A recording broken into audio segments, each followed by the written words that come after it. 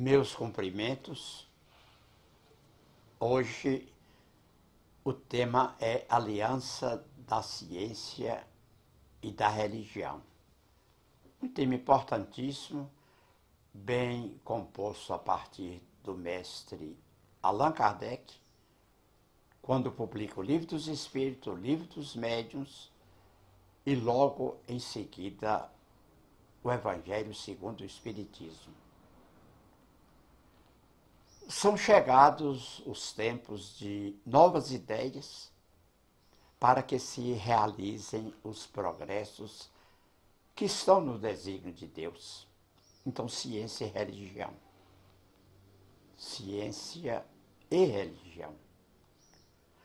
A ciência e a religião, eu sou o texto aí, palavras com iniciais maiúsculas, ciência e religião, por causa da importância das duas, são as duas alavancas da inteligência humana. Uma revela as leis do mundo material e a outra as do mundo moral. O princípio é o mesmo princípio. Tendo essas leis o mesmo princípio, que é Deus, não podem contradizer-se. Não podem contradizer-se. Se fossem a negação uma da outra, uma necessariamente estaria em erro e a outra com a verdade, porquanto Deus não pode pretender a destruição de sua própria obra. A incompatibilidade que se julgou existir entre essas duas ordens de ideias provém apenas de uma observação defeituosa e de excesso de exclusivismo de um lado e do outro, ou da ciência ou da religião. Daí um conflito que deu origem à incredulidade e à intolerância. Incredulidade e intolerância. São chegados os tempos em que os ensinamentos do Cristo têm de ser completados, em que o véu intencionalmente lançado sobre algumas partes desse ensino tem que ser levantado. A ciência, deixando de ser exclusivamente materialista, tem de levar em conta o elemento espiritual. A religião não ignorar as leis orgânicas e imutáveis da matéria. Quer dizer, nem a ciência pode ser totalmente materialista, como a religião também não pode ficar imutável na matéria. Há de não ser exclusivistas nenhuma nem outra. A religião não ignorar as leis orgânicas imutáveis da matéria e a ciência não negar ou não tomar conhecimento do elemento espiritual. Tem que ser um apoio mútuo. Fé e razão. Ciência e religião, como duas forças que são, devem e precisam apoiar-se uma na outra e marchar combinadas. Aí prestarão mútuo concurso. Não mais desmentida pela ciência, a religião adquirirá inabalável poder, porque estará de acordo com a razão, já se lhe não podendo mais opor à irresistível lógica dos fatos. A ciência e a religião não puderam até hoje entender-se porque, encarando cada uma as coisas do seu ponto de vista exclusivo, reciprocamente se repeliam. Era o passado. Faltava com que encher o vazio que as separava, um traço de união que as aproximasse. Esse traço de união está no conhecimento das leis que regem o universo espiritual e suas relações com o mundo corpóreo. Leis tão imutáveis quanto as que regem o movimento dos astros e a existência dos seres. Então, fé e razão. Uma vez comprovadas pela experiência essas relações, nova luz se fez. A fé dirigiu-se à razão. Esta nada encontrou de ilógico na fé. Vencido foi o materialismo. É preciso repetir. Uma vez comprovadas pela experiência essas relações, de ciência e religião, nova luz se fez. A fé dirigiu-se à razão. Esta, ou seja, a razão, nada encontrou de lógico na fé.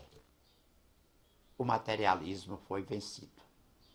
Nisso, como em tudo, há pessoas que ficam atrás até serem arrastadas pelo movimento geral que as esmaga, se tentam resistir-lhes em vez de o acompanharem.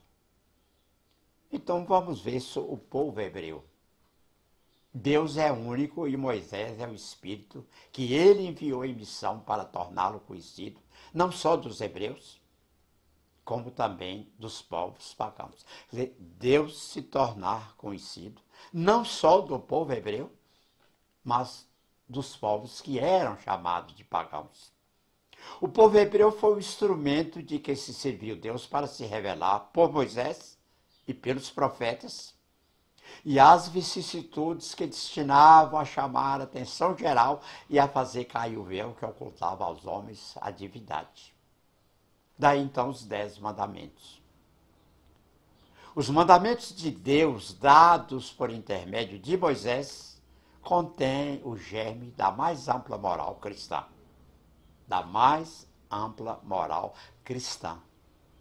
Os comentários da Bíblia, porém, restringiam-lhe o sentido, porque praticada em toda a sua pureza, não na teriam então compreendido.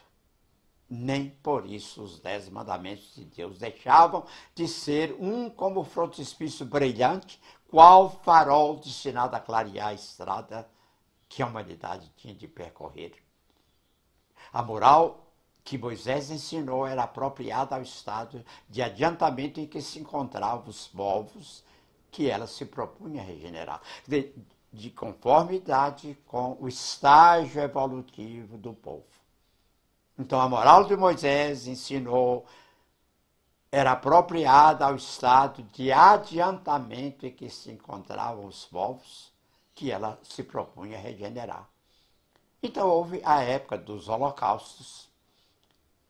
Esses povos semi-selvagens, quanto ao aperfeiçoamento da alma, não teriam compreendido que se pudesse adorar a Deus de outro modo que não por meio de holocaustos, nem que se devesse perdoar ao inimigo. O perdão já é da era cristã. Era-lhes necessária uma representação semimaterial, qual a que apresentava então a religião hebraica. Os holocaustos lhes falavam aos sentidos do mesmo passo que a ideia de Deus lhe falava ao espírito.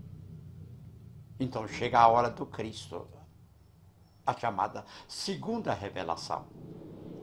O Cristo foi o iniciador da mais pura, da mais sublime moral, da moral evangélico-cristã que há de renovar o mundo, já renovou muito, há de aproximar os homens e torná-los irmãos.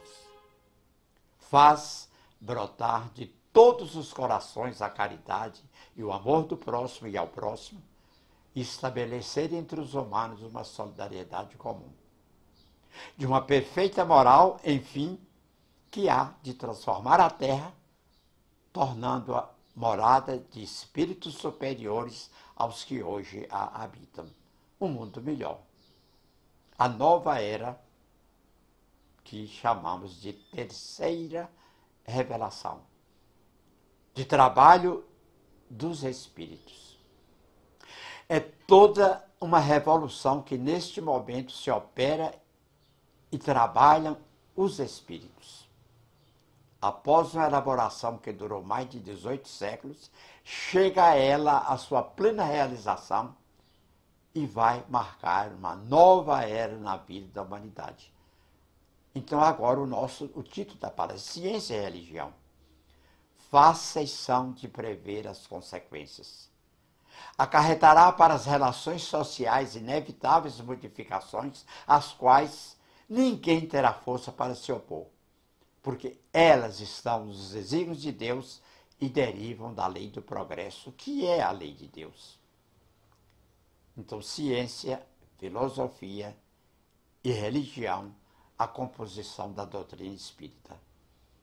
É a lei do não vim destruir o progresso, a que a natureza está submetida, que se cumpre, e o Espiritismo é a alavanca de que Deus se utiliza para fazer que a humanidade avance. Então, chegados os tempos, liberdade e progresso, são chegados os tempos em que se hão de desenvolver as ideias para que se realizem os progressos que estão nos desígnios de Deus. Têm elas de seguir a mesma rota que percorreram as ideias de liberdade, suas precursoras. Então, o encontro da ciência e tecnologia com a religião. Não se acredite, porém, que esse desenvolvimento se efetue sem lutas. Não. Aquelas ideias precisam, para atingir a maturidade, de abalos e discussões, a fim de que atraiam a atenção das massas. Então, chegando ao fim, resumindo, as 3 revelações. No Antigo Testamento, o Novo Testamento, a doutrina espírita.